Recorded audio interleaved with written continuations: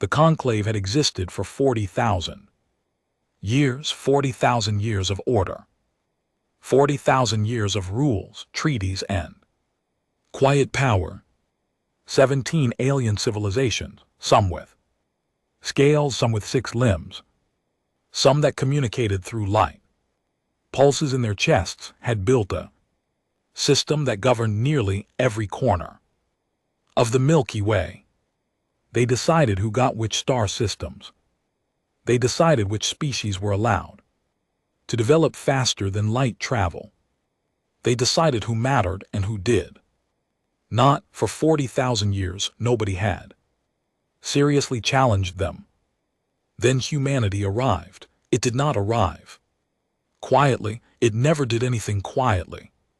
Within 200 years of leaving their home planet, humans had settled 43 worlds, built 11 space stations, developed their own version of FTL travel without anyone's permission, and were expanding in every direction at a rate that made the elder races deeply uncomfortable. Humans did not ask for territory. They simply went somewhere, built something, and called it home. The conclave watched this with growing unease. There were debates, long, slow debates, the way the elder races always held them, measured in decades, full of careful language and ancient procedure. Some members of the conclave argued that humanity should be contacted, guided, brought into the fold as a junior member species under strict supervision. The Yelhari, a gentle race of tall, thin beings who communicated through soft musical tones, argued for patience. Dalvin, a quiet species who had spent most of their history studying mathematics, said the humans reminded them of themselves in their early years and should be given time. But the Kaith Dominion was not patient. The Kaith had 7 seats on the conclave council, the most of any single civilization, and they had spent 30 years watching humanity spread across the stars like water, finding cracks in stone. The Kaith senior voice, a massive creature with dark-plated armor covering its body and 4 pale eyes that never seemed to blink, stood before the full council and made the argument simply.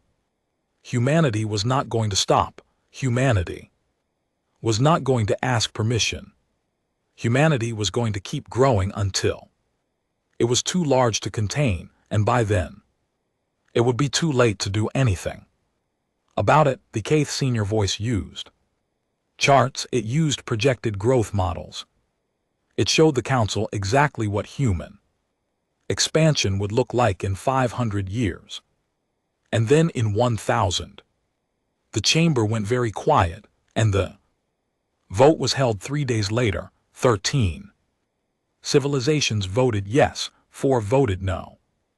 The measure passed. The file was labeled in the cold administrative language of the conclave extermination protocol.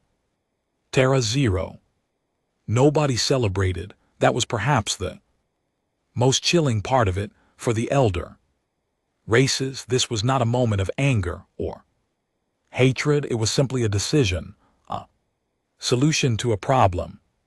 The conclave issued their order the same way they issued orders about trade routes and border adjustments, with paperwork, with procedure, with quiet efficiency. 14 fleets were assembled. Each one was enormous. Warships that dwarfed anything humanity had ever built, armed with weapons that could crack a planet's crust from orbit. The fleets were given their coordinates. Every human colony world, every human space station, every human ship, and then the origin point, the small blue planet in the Sol system that had started it all. They moved at the same time. They dropped out of FTL at the same moment, across dozens of star systems, simultaneously, because the conclave had Wanted it to be fast, clean, total. It was a Tuesday on Earth, morning in most of the northern hemisphere. People were eating breakfast, going to work, taking their children to school. The sky above the cities was the same. Soft blue it had always been. A few people noticed something strange on their telescopes and personal scanners. Massive energy signatures appearing in orbit all at once. Some people posted about it online. Some people called it beautiful, thinking it was a meteor shower or some kind of natural event. Then the weapons opened fire. The conclave fleets did not pause. They did not send a message first. They did not offer a warning or a chance to surrender. There was no speech, no ultimatum, no final communication. There was simply the order, and then the execution of the order, carried out with all the emotion of a maintenance task. The first strikes hit Earth's major cities, then the military installations, then the communication hubs, then the power grids. Within 3 hours, Earth's entire defensive network, a system humanity had been quietly proud of, was ash.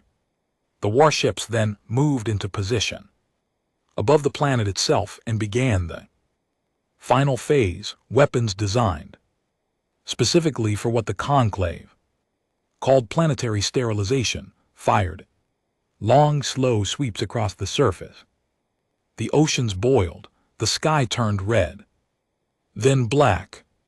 The planet's crust cracked in a dozen places as heat tore through stone that had been sitting quietly for 4 billion years. The atmosphere stripped layer by layer, peeled away into space. The blue planet that had given birth to something stubborn and strange and brilliant and loud, the planet that had produced music and war and art and science and every possible variety of foolishness and greatness, went dark and silent and still.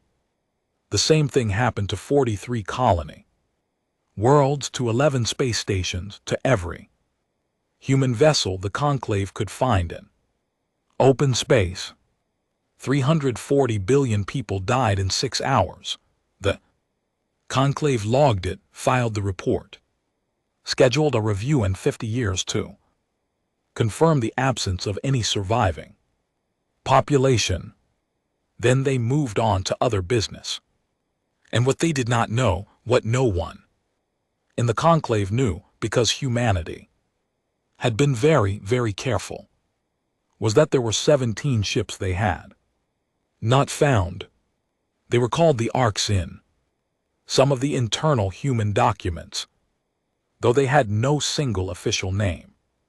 They had been built quietly over decades, funded through channels so obscure and carefully buried that even most human governments hadn't known they existed. They were not built because of any specific intelligence about a conclave threat. They were not built because anyone had predicted what was coming.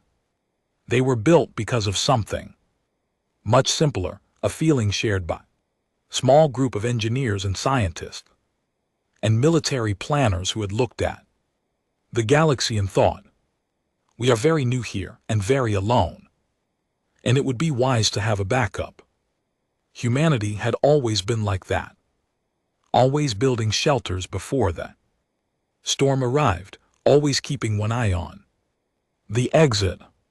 It was not paranoia exactly, it was something older and deeper, burned into human thinking by hundreds of thousands of years of living in a dangerous world where things went wrong without warning. The 17 arcs had been running dark for decades, no transponders, no active signals, no communication that could be detected, clears throat, or traced. They moved through space using minimal drive signatures, following roads that took them far from any known travel lanes. Each ship carried between 100,000 and 200,000 people. Scientists, engineers, soldiers, doctors, farmers, teachers, and children. Each ship carried seeds, genetic archives, manufacturing equipment, libraries of human knowledge, weapons, and enough raw material to build something new from nothing. When the conclave struck, the arcs were already moving. Their captains had protocols if the primary warning signals from the colony network went dark all at once. They were to proceed immediately to the rendezvous point and not stop for anything. All 17 ships made it. They gathered in a region of space so unremarkable that the conclave's charts didn't even give it a name. A dense field of asteroids orbiting a dying red dwarf star that put out just enough dim light to make the rocks glow faintly. The conclave called this region the Hollow, and a few old survey documents noted it as resource poor and strategically worthless, and had not thought about it since. The ships cut their engines and drifted into the asteroid field and went completely silent. 2 million. And GT clears throat. And GT 400,000 people sat in the dark and waited. The first hours were the hardest. The communication systems were locked down, no signals in or out, so no one could know exactly what had happened, but the emergency protocols were specific and the ship captains were disciplined, and everyone aboard already understood at some level that the silence meant the worst possible thing. Slowly, in whispers, in fragments, the truth moved through the ships. Earth was gone. The colonies were gone. 340 billion people were dead. The sound that moved through those ships in the hours after the truth arrived was something no one who heard it ever forgot. It was not screaming. It was not chaos.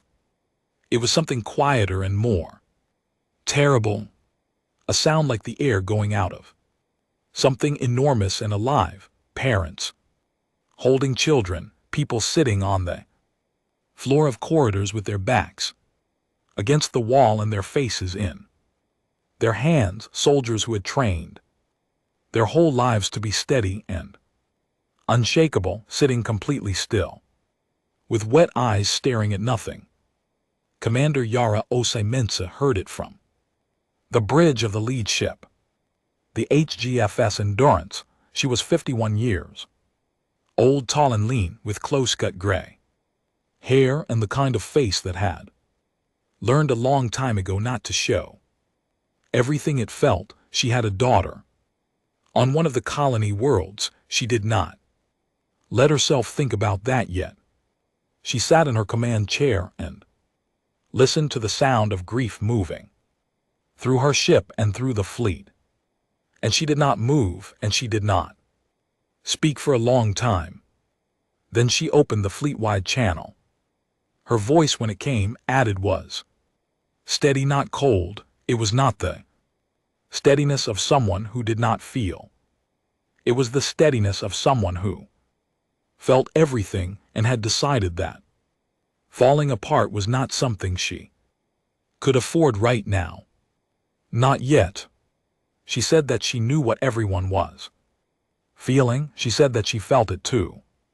She said that the people who had done this expected silence to follow, expected that the last of humanity would drift in the dark and mourn and eventually fade.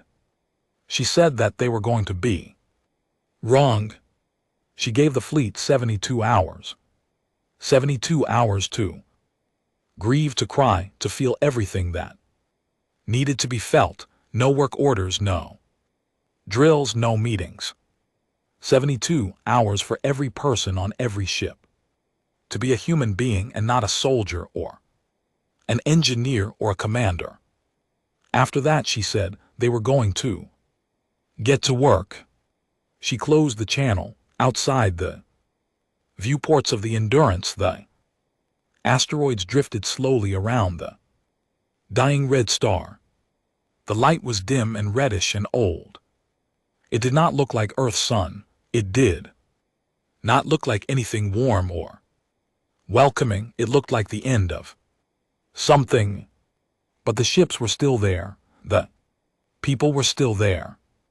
2,400,000 human beings breathing and thinking and grieving and alive, tucked into the rocks around a forgotten star in the middle of nowhere. The conclave had filed its report. The job was done. In their records, humanity was gone, in the hollow, in the dark. Something that the conclave had no category for was just beginning. The 72 hours passed. Then Commander Yara Osaminza opened the fleet channel again, and this time her voice carried something different, and the grief was still there. It would always be there, like a scar that never fully disappeared. But underneath, it was something harder, something with edges. She said 4 words. Let's get to work. What followed in the weeks after those 4 words was something that even the people living through it struggled to fully describe. There is a particular kind of energy that humans produce when they have been broken all the way down to nothing, and then decide, quietly, without ceremony, almost without discussion, that they are not going to stay broken. It is not the same as anger, though. Anger is part of it. It is not the same as hope, though hope is in there somewhere. It is something more practical than either. Only it is the energy of people who have decided that there is only one direction left to go, and they are going to go there as fast as they possibly can. Every person on every ship was cataloged: skills, training, specialties, physical condition, psychological assessments. The data came back to the Endurance in long streams, and Commander Osaminza and her council spent 48 hours reviewing all of it. What they had was remarkable, because the arcs had been designed not just to carry survivors, but to carry function. Every ship had been loaded with people chosen specifically for their ability to rebuild something from nothing. They had 312 physicists, 89 xenobiologists who had spent their careers studying alien technology and biology, well over 400 engineers, spanning every discipline from structural to quantum, 61 people who had worked specifically in alien communications and language, thousands of soldiers, many of them veterans of Earth's defense forces, who had been quietly recruited for the ARC program without being told the full reason why. Farmers, geneticists, doctors, programmers, teachers, psychologists, and scattered through all of it the kind of brilliant, difficult, strange-thinking people that humanity always produced in every generation, the ones who looked at a problem from an angle nobody else had thought to try. Commander Osaminza looked at all of this and felt something shift in her chest, not hope exactly, more like recognition, like seeing a hand of cards and realizing slowly that it was better than it first appeared. The first order of business was survival. The asteroid field around the dying red dwarf was resource-rich, ways the conclave surveys had missed, because the conclave had been looking for specific minerals they valued and had not thought to look for what humans needed. The human geologists and mining engineers went to work immediately. Within 3 months, they had established the first extraction operations, pulling raw materials from the asteroids and feeding them into the manufacturing systems aboard the ships. The second order of business was security. The 17 ships were repositioned throughout the asteroid field in a pattern that made them nearly impossible to find by passive scanning. Every energy emission was carefully managed to weigh the tiny amount of heat and light the ships produced was scattered and absorbed by the asteroid field itself. From the outside there was nothing to find, though the looked exactly as it always had. Dead, unremarkable, not worth a second look. The third order of business was the hardest one. It was the one that Commander Osei had thought about the most during those first 72 hours of grief. The third order of business was understanding what had killed them, and so she called together every person with relevant expertise: physicists, weapons engineers, military analysts, former intelligence officers, and she gave them access to everything the ARCs had collected before going dark: every scan, every recording, every fragment of data from the conclave attack. She told them she needed to know exactly how the conclave weapons worked. She needed to know what the conclave ships were made of. She needed to know how they moved, how they communicated, how their FTL drives functioned. She needed to know every weakness, every limit, every assumption the elder races made about warfare and technology. Then she told them to build something better. It was not a simple task. Humanity's technology had been developing fast by the standards of young species, but it was still far behind the elder races in many areas. The conclave had 40,000 years of accumulated knowledge. Humanity had generously a few hundred years of serious space development. The gap was real, and it was large, and everyone in those early meetings knew it. But there were things that closed the gap in ways the conclave had not anticipated. The first was necessity. When the alternative to success is extinction, people work differently. Sleep became a luxury most of the research teams treated as optional. The culture on the ships shifted in a strange way. People were not cheerful exactly, but they were focused in a way that felt almost physical, like a pressure in the air. Arguments happened. Humans always argued, but they were fast and productive, burning through disagreement to find the useful part underneath and then moving on. The second thing that closed the gap was the alien technology they had managed to collect. In the years before Terra Zero, human scientists operating near the edges of explored space had recovered fragments of conclave equipment, damaged probes, the wreckage from old conflicts between elder races, abandoned outposts. Most of this material had been gathered quietly, carefully, and stored away for study. The ARCs had brought all of it. Now, with nothing else to do and everything to lose, the engineers took it apart completely. What they found was both impressive and, in certain ways, deeply encouraging. The conclave technology was powerful, extraordinary in some areas, but it was also old, not just in the sense of being ancient, old in the sense of being finished. Thinking, the elder races had reached a certain level of capability thousands of years ago and had refined it, polished it, made it efficient. But they had largely stopped pushing at its fundamental principles. Why would they? It worked. It had always worked. Nobody had ever made them need anything more. Our young physicist named Dr. Amara Solis, 29 years old, and the kind of person who wrote equations on any flat surface available, including her own arm. Spent 6 months staring at the core principles of the Conclave's FTL drive system.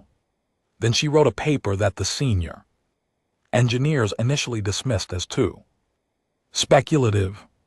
She argued that the Conclave's drive was built on an assumption, a very old assumption that had never been challenged about how folded space interacted with mass.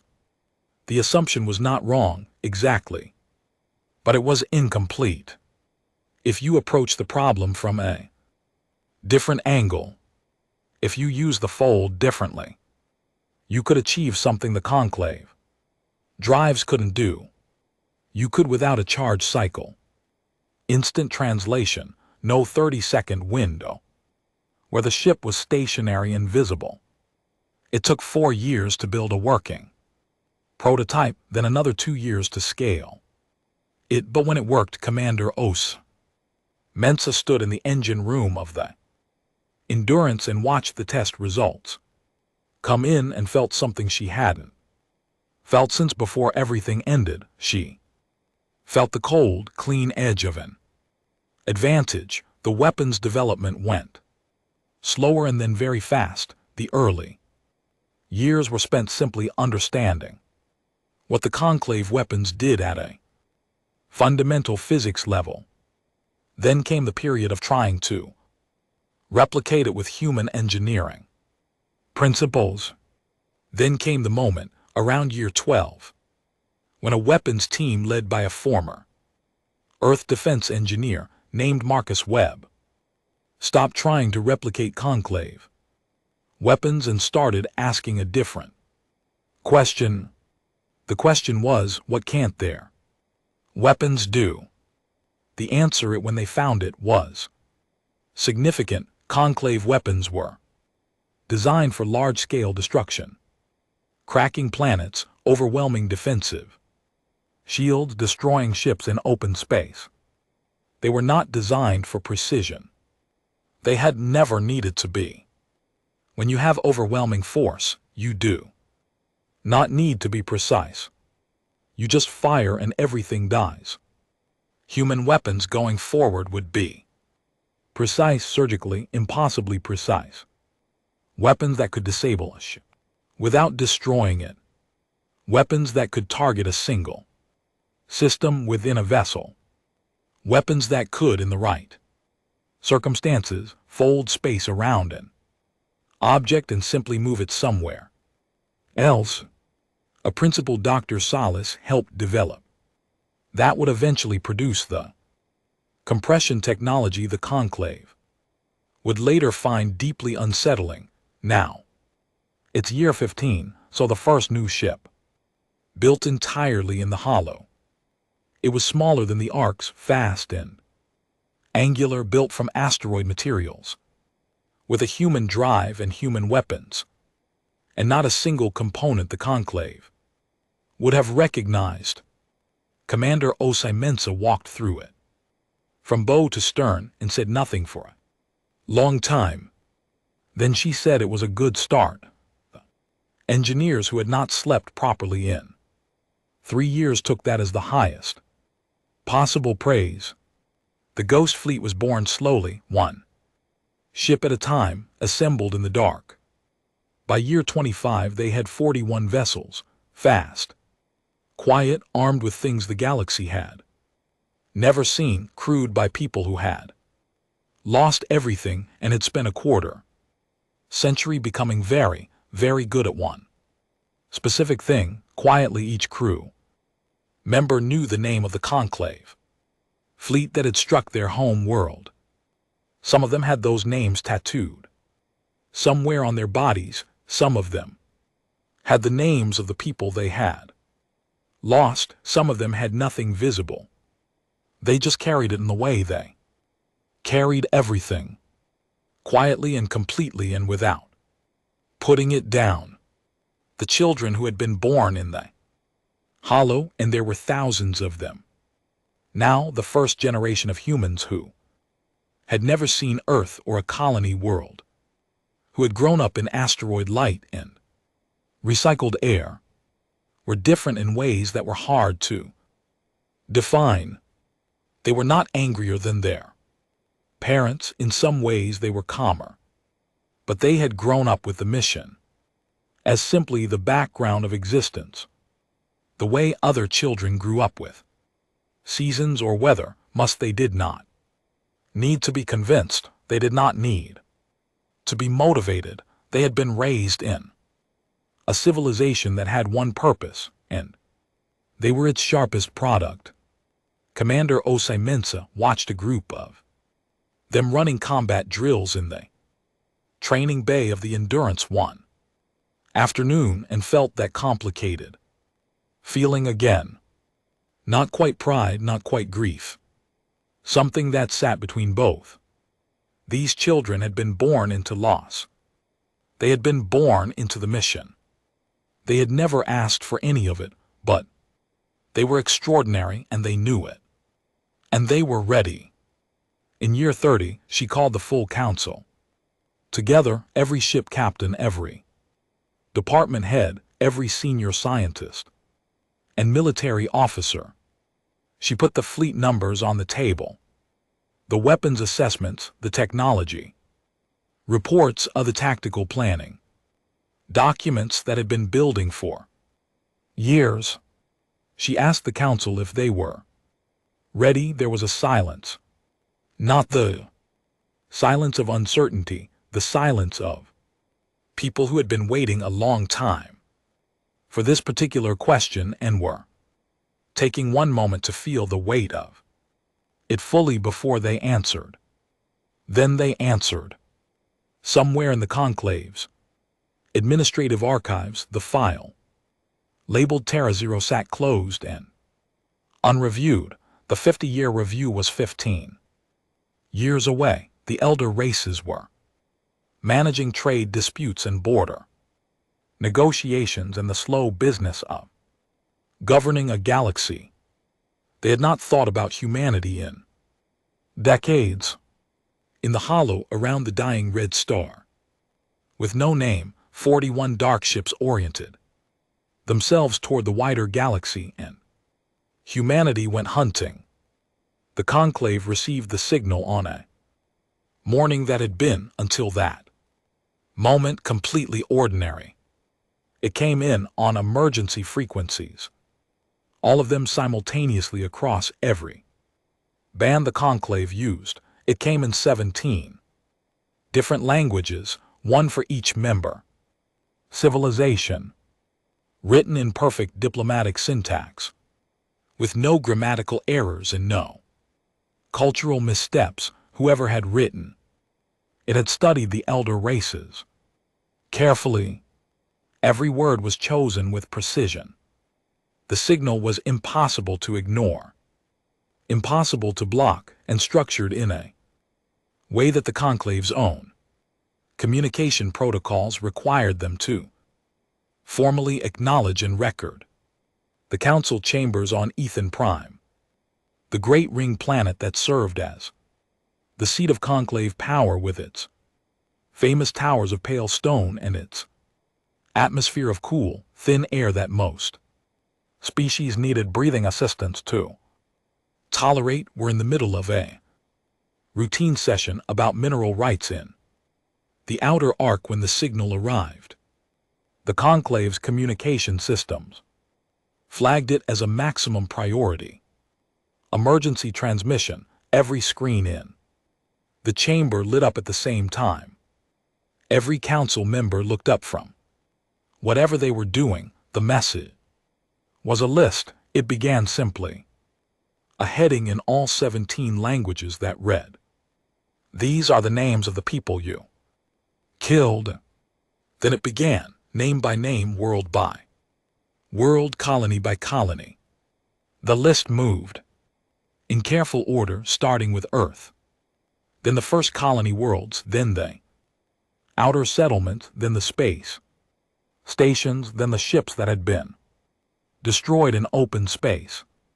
Each name was accompanied by a home, location, and age at time of death, a sign and a detail that several council Members later said disturbed them more than anything else about the message. A single line describing who that person had been: a teacher, a child age 4, doctor who had delivered 3,000 babies over her career, a young man who had been on his first space flight going to visit his father on a colony world. 340 billion names. At standard data transmission rates, the full list took 11 days to send.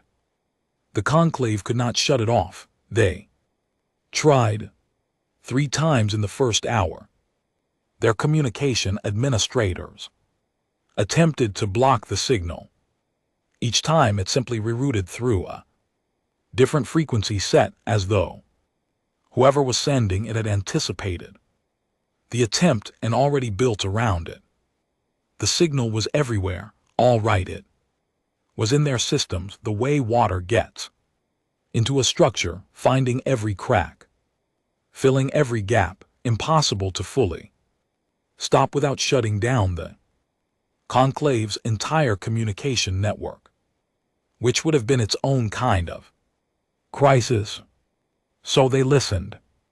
For 11 days, the name of every human who had died in the Terra Zero operation moved through the communication systems of every conclave civilization. It appeared on screens in government buildings and private homes.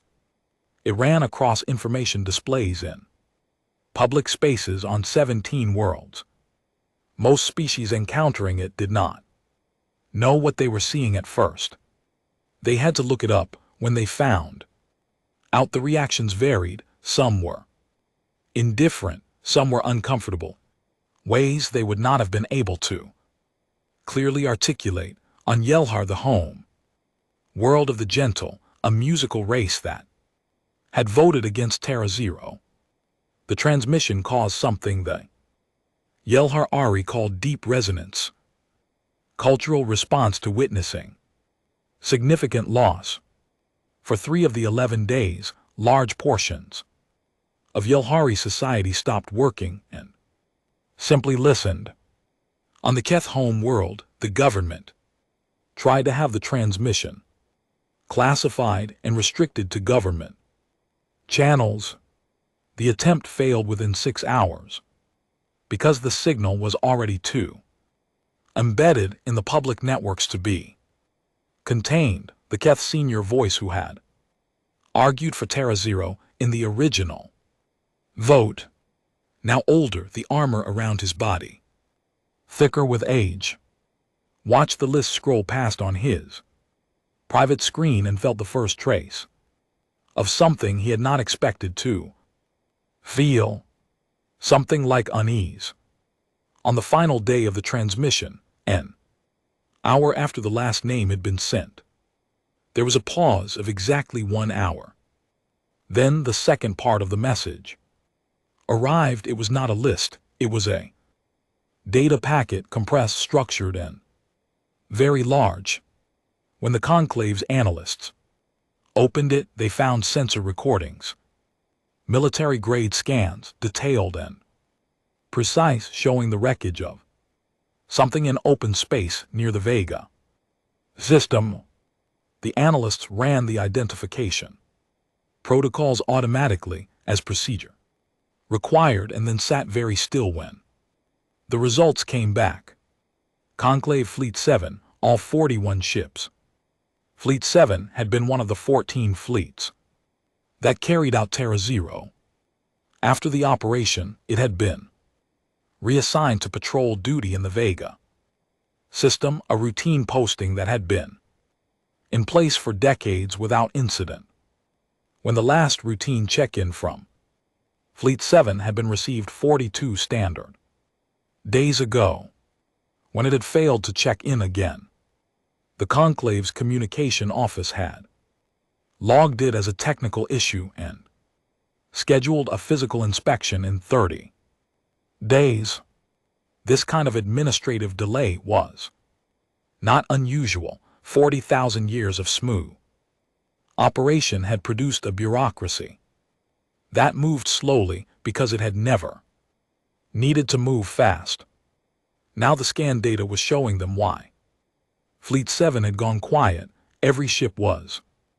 There, all 41 of them, drifting in a loose formation in space as if they had simply been turned off mid-flight. There was no debris field, there were no burn marks consistent with energy weapons. There was no evidence of explosive decompression or hull breach or any of the standard signs of combat. The ships looked, even from the outside, almost intact, almost. The flagship of Fleet 7, a massive command vessel that was one of the largest warships the Conclave had ever built, had been changed, its hull, which was constructed from a material so dense it could withstand direct impact from a planetary mass driver, had been compressed. The entire vessel, which had been nearly 2 km long, now occupied a space roughly the size of a large dining table. It was a perfect cube, smooth-sided, with a faint crystalline structure visible in the compressed metal. It was drifting alongside the other ships of the fleet as if it had been placed there deliberately, as if someone had wanted to be found, exactly like that which they had. Attached to the data packet was one final file. It was a short audio recording. The voice that spoke was human, female, calm, with a measured pace that carried no anger, no emotion, no drama at all. It sounded like someone reading a weather report. "These are the names of the people you killed," it said, echoing the start of the list. "We remembered every name. We know every face. We know every world. We know every ship in your fleets and every weapon in your arsenals and every route your vessels travel. We have been watching you for a long time, and we have been learning. You filed us away. You stopped thinking about us. That was a mistake. You have 41 fleets remaining. We are patient people. This will be a long conversation." The recording ended. The conclave chamber was silent for a very long time. Then everyone started talking at once, and the orderly meeting that had been running smoothly for centuries dissolved into something the conclave had not experienced in living memory. Genuine panic. The 4 races who had voted against Terra Zero were the first to act. Within hours of the transmission ending, all 4 had opened separate back channel communications, attempting to reach whoever was sending the messages. They used every diplomatic frequency they had. They sent signals to the coordinates implied by the data packet. They broadcast carefully worded statements of non-involvement into open space, hoping someone was listening. The HFY transmission was particularly detailed, going through their council record to show that they had argued against the action, that they had voted no, that they asked for dialogue and were willing to provide anything requested. Then a response came back within a day. It was polite. It acknowledged the vote record. It said precisely, "We know who voted no. Stand aside and you will not be involved. This is not your war to fight or stop. Stay out of the lanes we use, and there will be no confusion." The HFY read this and immediately began the process of pulling all their vessels out of 17 different shipping lanes and patrol routes. They told no when they were doing it. They just quietly got out of the way. The 13 civilizations who had voted yes had a much worse few days. The Kaith, who prided themselves on being the most militarily capable species in the conclave, immediately began mobilizing.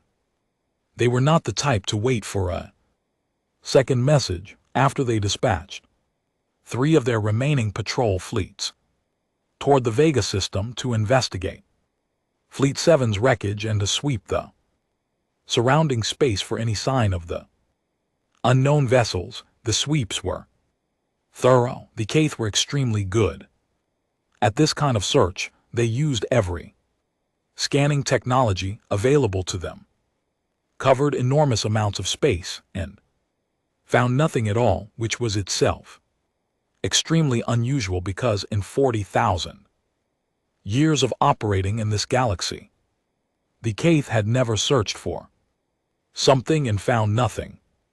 They always found something. Space was not empty. Ships left traces, energy left traces. Even cold, dark, unpowered vessels had a signature if you look closely enough.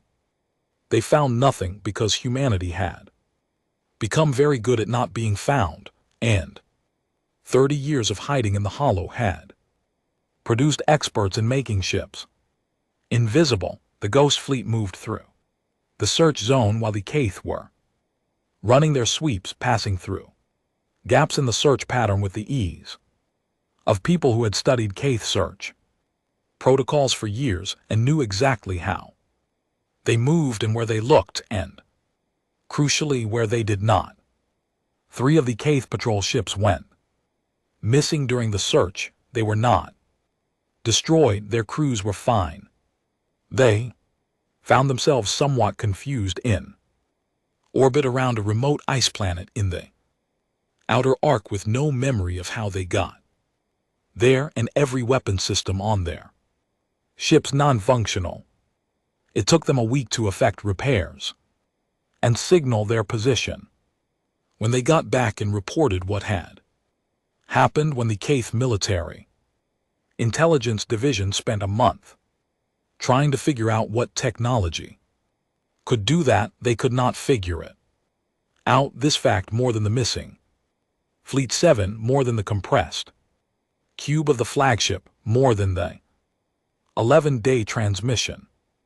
This was what truly frightened the Kaith.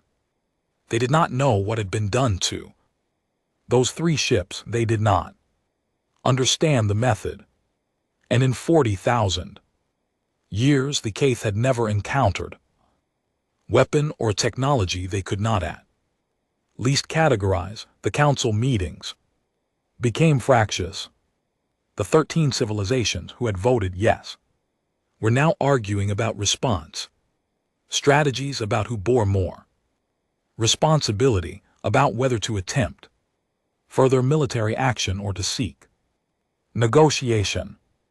The Kaith wanted to fight. Several of the smaller conclave members wanted to open talks immediately, sensing with considerable accuracy that fighting was going to go badly.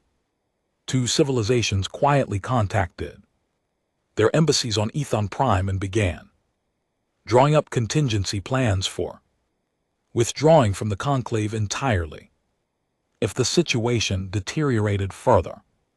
And through all of it, the Ghost Fleet moved.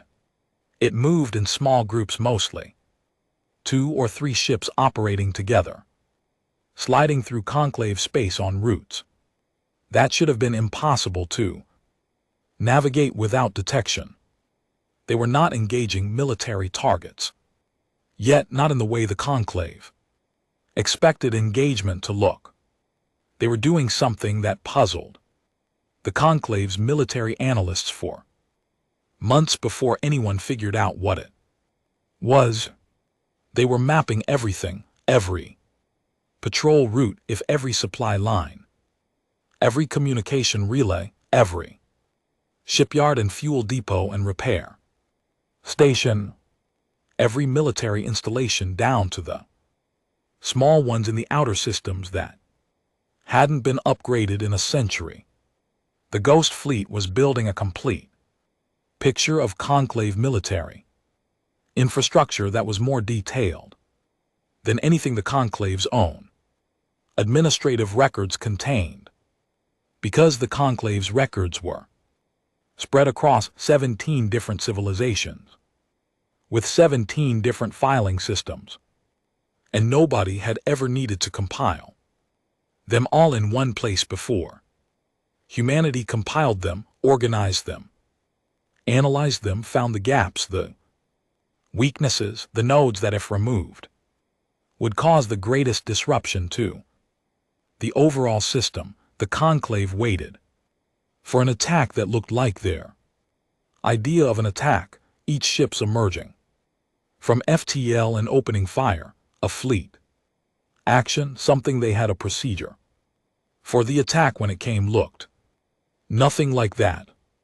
On a quiet standard day, 47 different conclave supply lines stopped functioning simultaneously, not because the ships were destroyed, because every supply depot and fuel station along 47 specific routes had simply been emptied, drained. Every resource they contained was gone, taken, with no trace of how it had been removed. A Keth patrol found one of the empty depots and reported that the interior was spotless.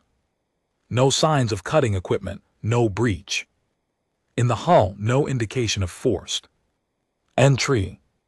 The supplies had been there on the last inventory check. Now they were not. The resources appeared 3 weeks later in anonymous caches near Yelhari and Dalban Space, the two species who had most vocally opposed Terra Zero.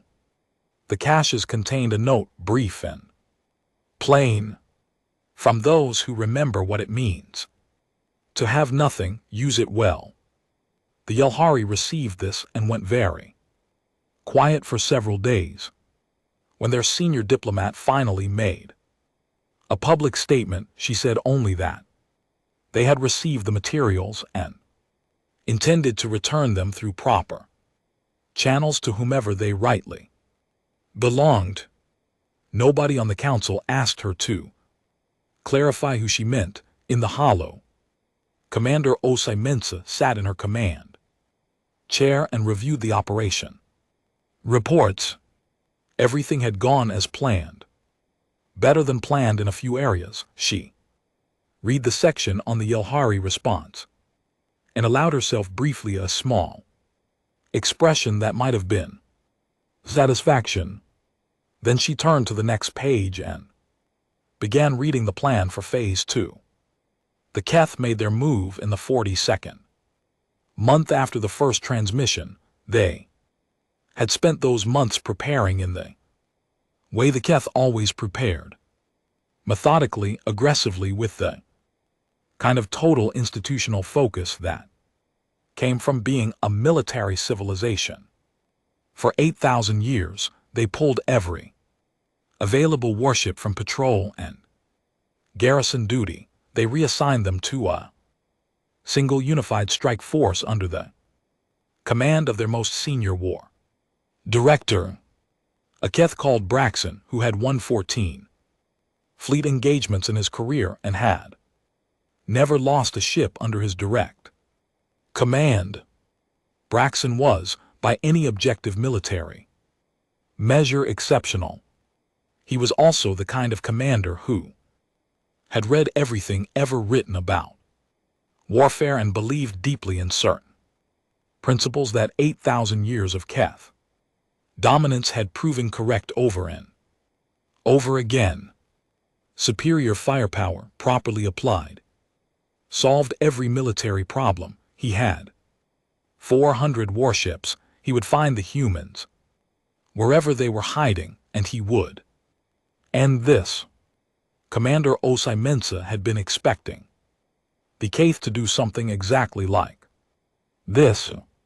The Ghost Fleet's intelligence network had been tracking the build-up for 6 months, watching the Keth pull ships from their various postings and consolidate them. She had read everything recorded about Keth military doctrine. She had sat in planning sessions with her best tactical minds and gone through Vraxon's 14 engagements one by one, dissecting every decision he had made and mapping the principles underneath them. Then she had built something designed specifically to take those principles apart. The Kth Fleet moved into a region of space near the galactic arm, known as the Kareth Corridor, a long stretch of relatively clear space that the Kth search projections suggested the Ghost Fleet was most likely using as a travel route. Vraxin arranged his 400 ships in a formation he called the Net, a vast interconnected pattern that covered an enormous volume of space and could detect anything moving through it, then collapse inward to surround and destroy the detected target. It was a formation the Kth had used for 3,000 years. It was extremely effective against any enemy the Kth had ever faced. The problem was that the Ghost Fleet did not try to move through the net. The Ghost Fleet attacked the net from inside. 17 human ships had been drifting in the Kareth Corridor for 3 weeks before the Kth arrived, sitting completely cold and dark within a field of naturally occurring metallic debris that masked their signatures. They had been there so long their crews had taken to calling the operation the Long Nap. When the Kth net began to form around them, the human ships did not move. They waited until the formation was complete and stable, until Vraxin had settled into his command pattern and his ships were holding position according to standard Kth protocol. Then the 17 ships activated simultaneously. What happened next lasted 8 minutes and was, by any analysis, not a battle in any traditional sense. It was a demonstration. The human ships did not move in formation.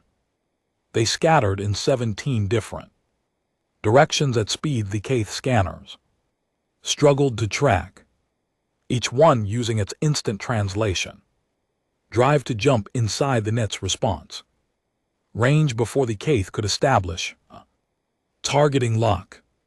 The human weapons were precise in a way that Kth weapons were not designed to be. They did not destroy ships. They targeted specific systems within ships: drive cores, weapons arrays, communication hubs. One by one, Kth warships found themselves adrift in silent, not destroyed, not dead, simply turned off. Vraxin, to his credit, adapted faster than most commanders would have. He saw what was happening and issued new orders within the first 90 seconds, pulling his formation tight, trying to use the massed firepower of the ships that were still functional to create a zone the human vessels could not move through safely.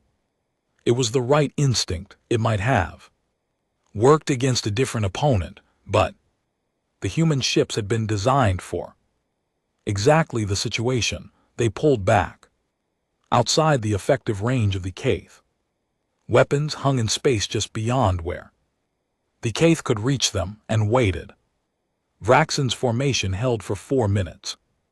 Then he realized that the ships on the outer edge of his formation, the ones that had not yet been disabled, were slowly going dark without anyone firing at them. He could not see how. His scanners showed nothing approaching them. His communication with those ships simply stopped, one by one, with no warning. The compression field technology at long range was very quiet. When the 8 minutes were over, 372 Kth warships were disabled and drifting. 28 had managed to get far enough from the engagement zone to attempt FTL jumps back to Keth space. 17 of those jumps failed because the ship's drive systems had been quietly interfered with in ways the crews had not detected. They drifted alongside their colleagues. The remaining 11 ships made it back. Vraxin's ship was not Among the 11, his vessel was intact. Humans had not harmed it, had not harmed anyone on it. It was simply not going anywhere. He sat in his command chair in a dead ship and did something he had never done in 40 years of military service. He sat and thought, really thought without the distraction of active command. He went back through the 8 minutes in his memory and tried to find the moment he could have done something different that would have changed the outcome. He could not find it. The human sent a short communication to his ship's back up emergency system, the one that ran on a completely separate power source and could not be disabled by the same methods they had used on everything else. It said that his crew's life support was fully functional and would remain so, that recovery vessels from Keth space were already being contacted to come collect the fleet, and that the human suggested the Keth consider this result carefully before sending any more ships in this direction. It also included, as a courtesy, the tactical analysis of the engagement that the human commanders had written before it began, the document laying out exactly what they expected the Keth to do and exactly how they had planned to respond to each move. Every prediction had been correct. Engagement had gone almost precisely as planned, with the exception that it had taken 8 minutes instead of the 7 they had projected. Vraxin read this document for a long time.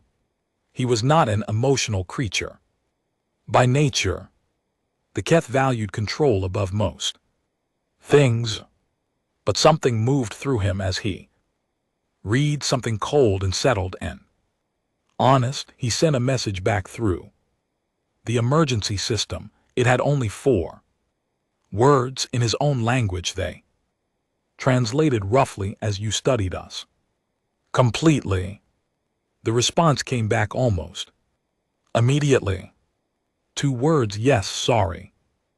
And he was not sure if the last word was sincere or something else. He suspected it was both. The news of the Karath corridor engagement hit the conclave like a physical impact. 400 Keth warships, the finest military fleet of the most militaristic civilization in the conclave, had been neutralized in 8 minutes, without a single casualty on either side, without a single enemy ship destroyed, without, as far as anyone could determine, the humans losing so much as a whole panel. The arguments in the conclave chambers became desperate.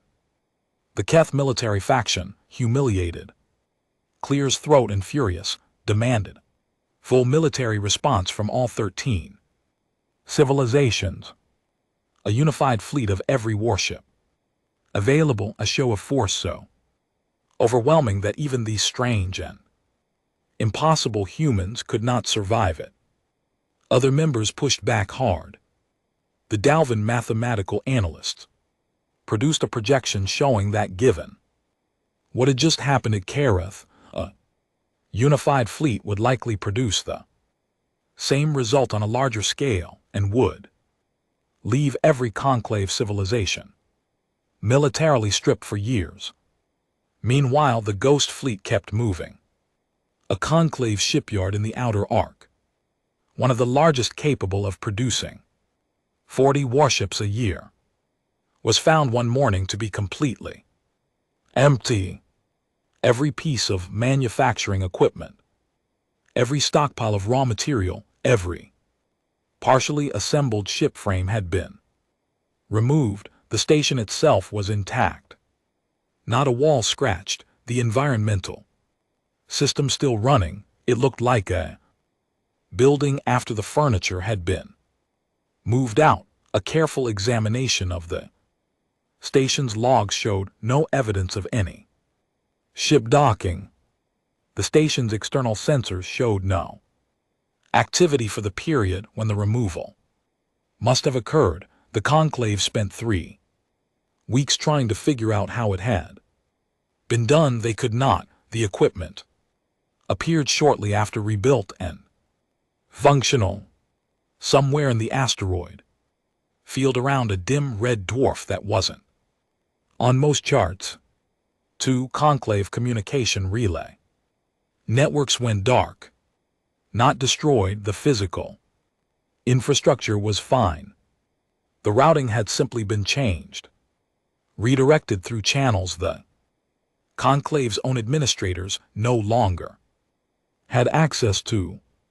The information that used to flow through those networks was now flowing somewhere else, and whoever controlled it was using it to listen to everything the conclave said on those channels, which meant the Ghost Fleet now knew, in real time, everything the conclave's military planners were discussing. It was around this point that several of the smaller conclave civilizations, ones who had voted yes on Terra Zero, largely because the Keth had made it clear there would be consequences for voting no, not because they had genuinely wanted humanity dead, began making very quiet inquiries about what exactly the process would look like for acknowledging wrongdoing. They asked their legal scholars to review relevant historical precedents. They asked their diplomats to draft language that expressed regret without explicitly admitting liability. They asked through intermediaries whether anyone had any idea how to contact the humans directly. The humans, it turned out, were already aware of these inquiries. They had been listening. Why? They sent individual responses to each of the civilization that had reached out. The responses were polite, clear, and left no room for misunderstanding. They said that diplomacy was possible, that the humans were not interested in the destruction of any civilization, that accountability and reparations were things that could be discussed in a structured process, but that this process would happen on human terms, at a time of human choosing, after certain prior conditions had been met. The prior conditions were not listed, not yet. That uncertainty was itself a message. Commander Osei Mensa was 81 years old. When she decided it was time for the final move, she sat in the planning room of the Endurance with her most trusted officers and looked at the intelligence maps covering every wall, every conclave fleet position, every military installation, every communication node, every weakness they had identified over years of careful work. She looked at all of it for a long time without speaking. Then she said, "They were going to Ethan Prime." The room was quiet for a moment. Ethan Prime, the seat of conclave power, the most heavily defended location, the galaxy ringed with military installations built over 10,000 years, positioned to be approached from only 3 directions and fortified on all 3. The symbolic and practical heart of everything the conclave was. One of her captains said carefully that the defenses around Ethan Prime were formidable. Commander Osei Mensa said she was aware of that. Another officer said that a direct assault would be costly, possibly prohibitively so, even with everything they had, and Commander Osei Mensa said they were not going to assault it. She explained what they were going to do. Instead, as she explained it, the room got very quiet again, but a different kind of quiet this time, not uncertain quiet. The quiet of people who were hearing something and understanding it and feeling the weight of how right it was. The Ghost Fleet moved in 3 days later. The approach was done in stages that the Conclave's defensive systems were not designed to detect because the defensive systems had been designed to detect ships approaching from outside their range. The human vessels were already inside the range before the detection systems registered them, having navigated through a gap in coverage that existed because three separate conclave administrative departments had over several centuries. So I each assumed the other was responsible for that particular sector, and none of them had ever checked.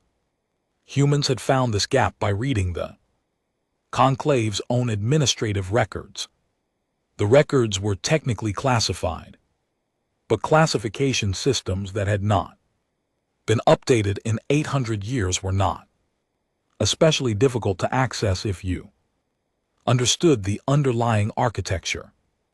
The Ghost Fleet emerged from concealment simultaneously around Ethan Prime. All 41 ships arrayed in a pattern that put them inside every defensive response range at once.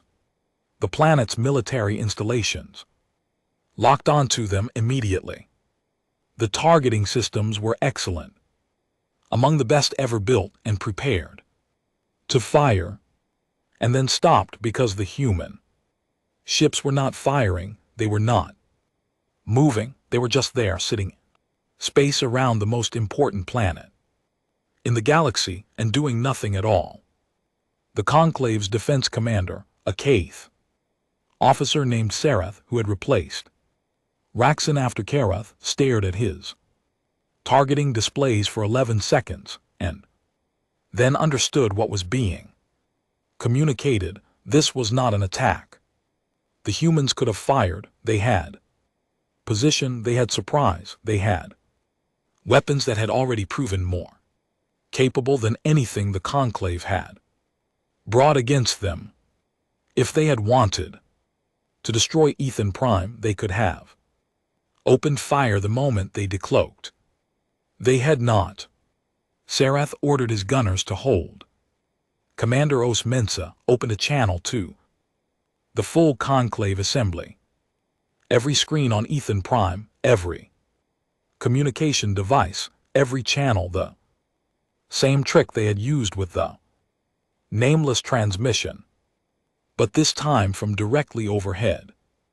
Impossible to miss or dismiss.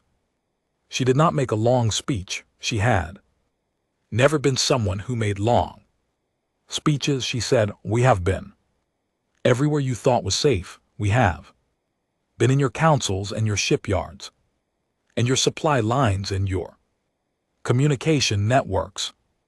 We have not come to destroy what you built. We have come to change how it works. You are going to come to the table now.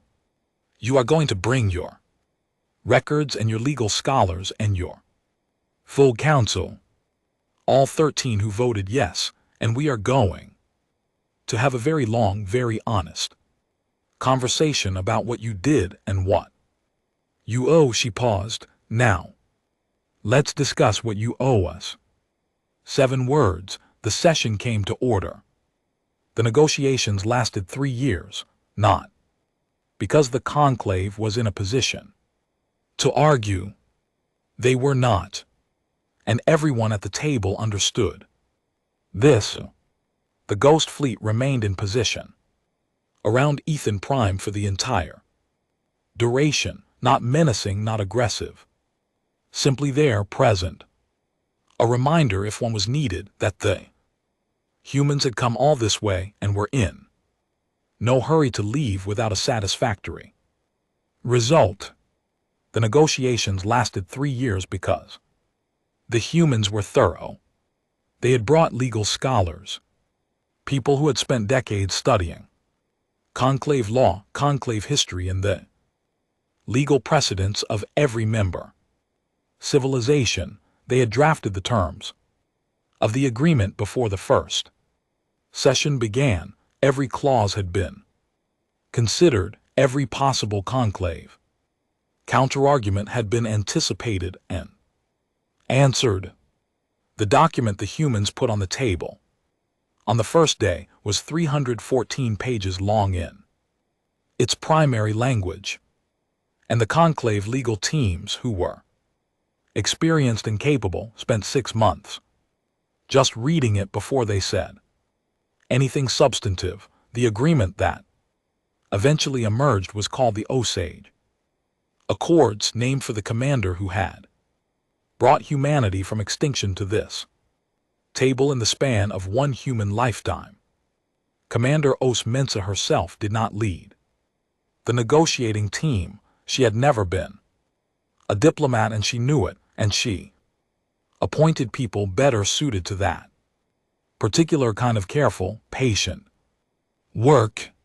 She sat in on the sessions occasionally. When she did, the room had a different quality, a certain stillness, a certain awareness of weight. The conclave representatives who had been in the room long enough became able to feel when she had entered without looking up, and the Os Accords were built on a principle that human legal scholars had argued for in their planning documents for years, that reparations, to be meaningful, should not primarily be financial.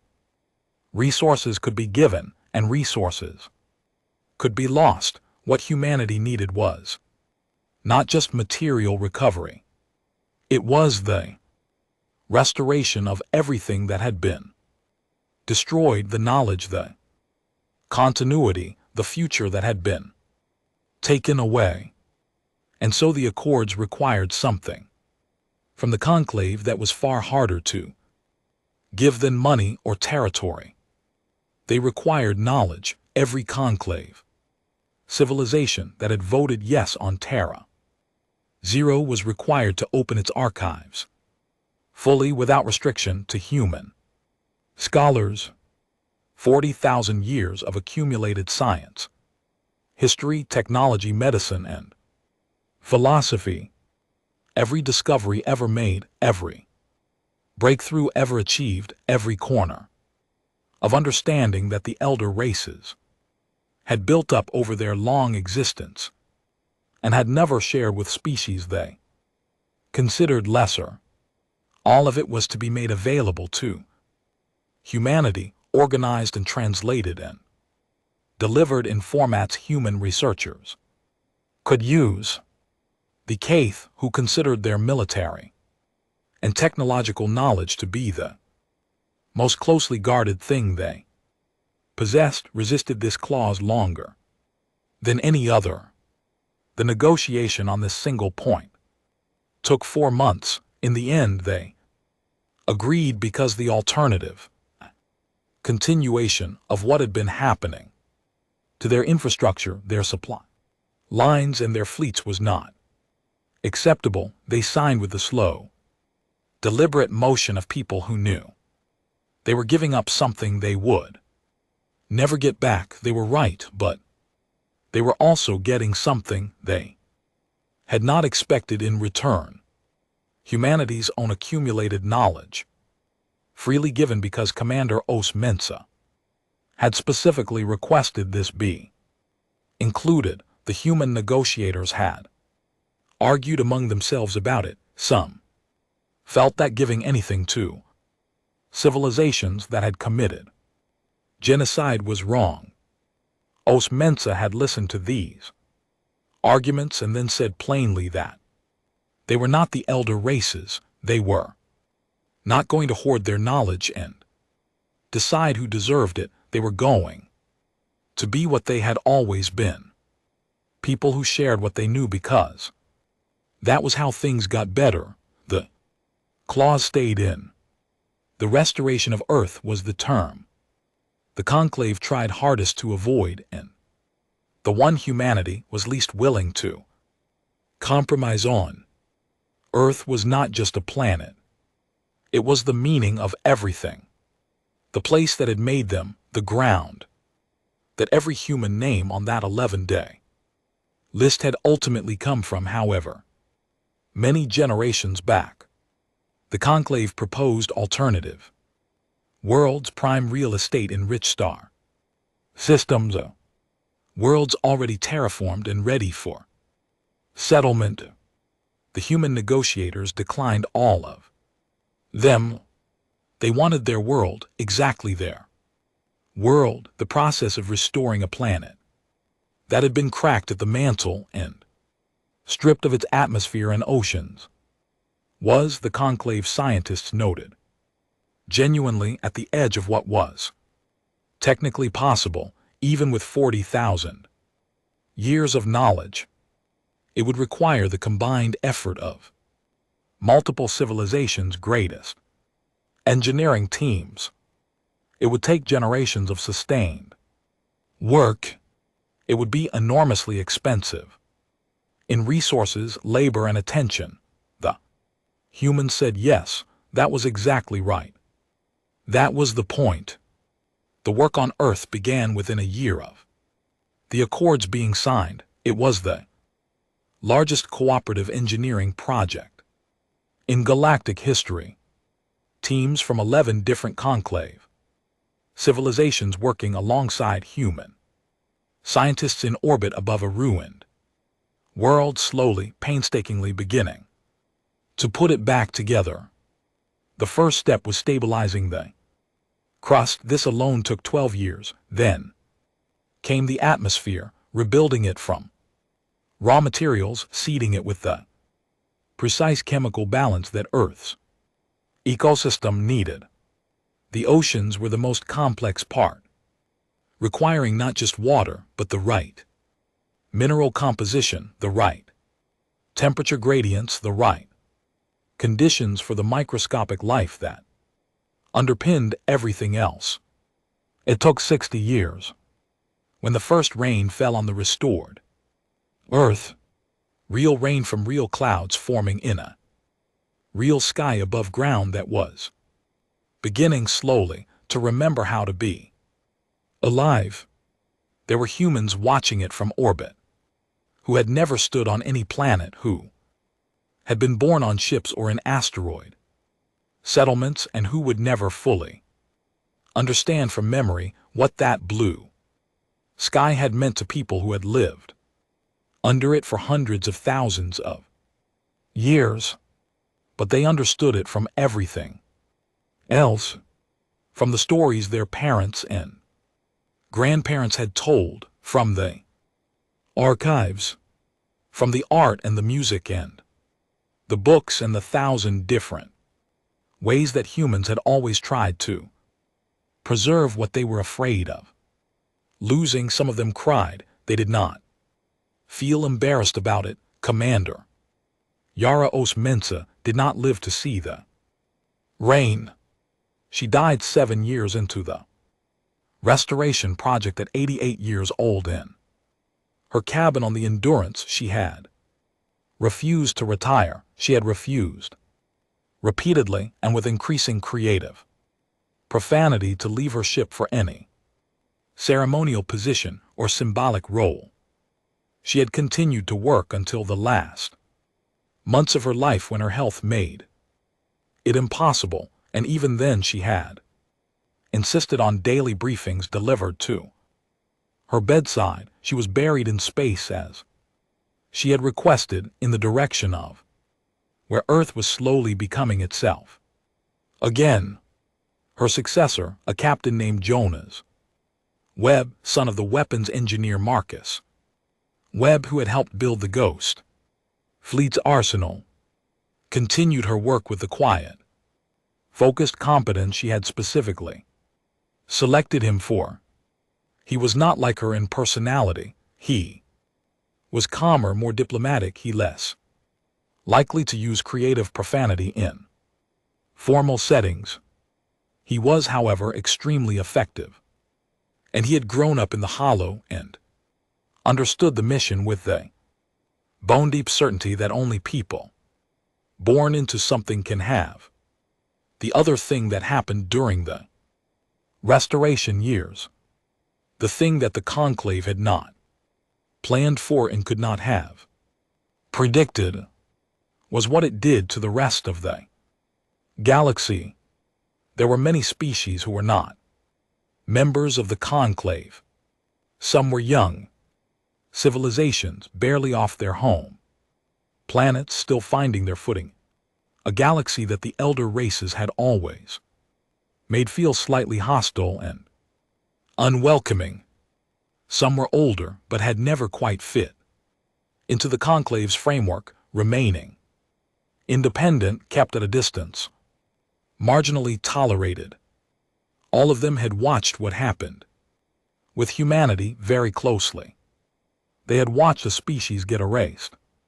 They had watched the survivors refuse to die. They had watched those survivors spend 30 years in the dark building something remarkable from grief and determination and the particular human refusal to accept a situation just because it was the situation. They had watched humanity take the most powerful military force in the galaxy and make it look confused and slow. They had watched humanity come back to the table not to destroy, but to demand justice, and had watched them get it. The message this sent was enormous.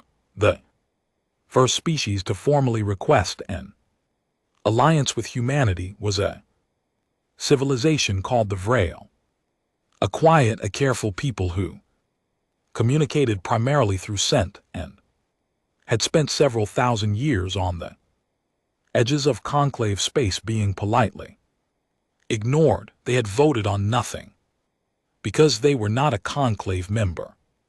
They had simply existed carefully and without causing offense in the way that species do when they have learned that the powerful do not always appreciate being noticed. They sent a delegation to the compact, the loose governance structure humanity had established among the Ark survivors and their descendants. The delegation arrived with full diplomatic formality and a very long message that, when translated, essentially amounted to, "We saw what you did, we think you are right about how things should work, and we would very much like to be on your side of whatever comes next." Humanity said yes. 17 more species followed within the decade. Some were small, some were large, with resources and knowledge that proved genuinely valuable. Some had old grievances with specific conclave members that they had never had the power to address. All of them had one thing in common. They had looked at humanity and seen something they wanted to align with, not because humanity was the most powerful force in the galaxy now, though the argument could be made, because humanity had won the way it had, won without erasing anyone, without the kind of cold procedural decisions that had created this situation in the first place. Because when Commander Osei Mensa had sat in front of the full conclave assembly with 41 warships in orbit above their home world, she had not destroyed anything. She had demanded a conversation, and that distinction mattered to people who had spent a very long time living under the kind of power that did not bother with conversations. The Galactic Conclave formally dissolved in the 63rd year after the signing of the Osea Accords. It was not a violent end. It was not sudden. It had been declining steadily as its member civilizations reconfigured their relationships, renegotiated their agreements, and slowly reorganized around the new architecture of power that had emerged. The final session of the old council was brief and procedurally correct because 40,000 years of habit do not disappear overnight. The records were closed. Administrative systems were transferred. The great pale towers on Ethan Prime were not torn down. They became the headquarters of something new. The Interspecies Compact held its first formal assembly in those towers. The chamber had been renovated. The old seating arrangement, which had placed The Keth delegation at the physical center of the room as a subtle statement about who mattered most had been redesigned. The new arrangement was circular, every species at equal distance from every other, no center point at all. The first chair of the interspecies compact was a human woman named Aisha Osei Webb, granddaughter of Yara Osei Mensa. She had been born in the hollow in the asteroid field around the dim red dwarf that had no name in the 23rd year after Terra Zero. She had never seen Earth until she was an adult. She had grown up in recycled air and asteroid light, playing in the corridors of ships with the children of engineers and soldiers and scientists, learning history from people who had lived it, learning purpose from the air around. Sorry. She was 50 years old when she took her seat in the compact chamber for the first time. She was small and precise, and had her grandmother's way of making a room go still when she needed it to. She had her grandmother's eyes, the kind that had learned a long time ago to see several things at once without reacting to any of them until the right moment. She gave a short speech. She did not talk about what humanity had suffered, though everyone in the room knew it. She did not talk about what humanity had achieved, though the evidence of it surrounded them. She talked about what the compact was for, what it needed to be going forward, and in a galaxy that had just learned a very expensive lesson about what happens when the powerful decide that some lives matter less than the convenience of the powerful. She said the compact existed to make sure that lesson was never forgotten and never needed to be learned again.